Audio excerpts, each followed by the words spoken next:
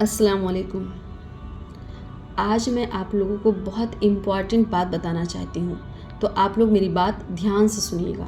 میری آج کا ٹاپک ہے کہ پیسے کے علاوہ، سامان کے علاوہ کیا ہم صدقہ کر سکتے ہیں؟ کوئی ایسی چیز جس کے کرنے سے ہمارا صدقہ بھی ادا ہو جائے اور ہمارا پیسہ بھی نہ خرچ ہو۔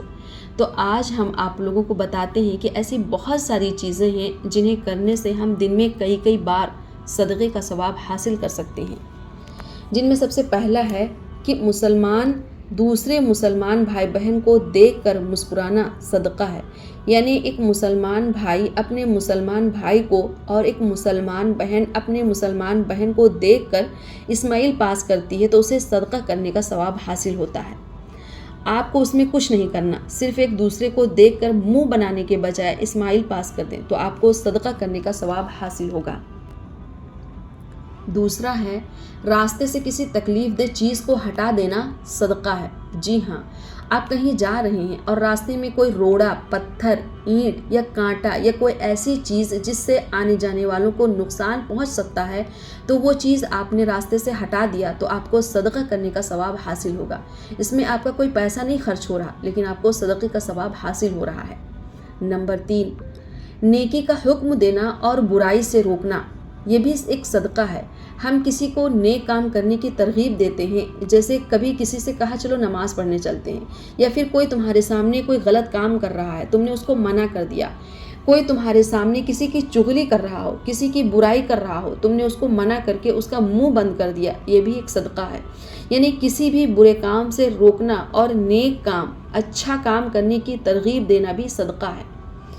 نمبر 4، کسی نے تم سے راستہ پوچھا، تم نے اس کو صحیح راستہ بتا دیا، یہ بھی ایک صدقہ ہے۔ نمبر 5، ثواب کی نیت سے اپنی فیملی پر خرچ کرنا بھی ایک صدقہ ہے۔ نمبر 6، اور وہ ہر اچھی بات جو اپنی زبان سے ادا کرتے ہو صدقہ ہوتا ہے۔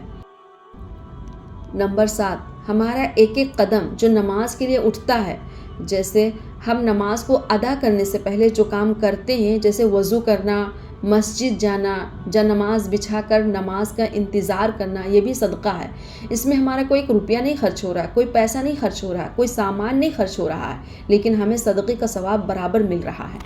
نمبر 8، دو لڑنے والوں میں صلح کرانا بھی صدقہ ہے۔ تو آج سے جب بھی آپ کو کوئی لڑتا ہوا دکھے تو تماشا دیکھنے اور ویڈیو بنانے کے علاوہ اس کے لڑائی کو ختم کرنے کی کوشش کریں، ان میں صلح کرانے کی کوشش کریں، آپ کو صدقے کا ثواب حاصل ہوگا۔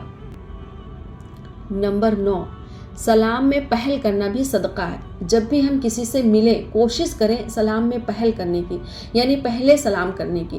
بہت سارے لوگ انا میں رہتے ہیں، اپنوں کو دیکھ کر اگنور کرتے رہتے ہیں کہ جب وہ دیکھیں گے تو خود ہی سلام کر لیں گے۔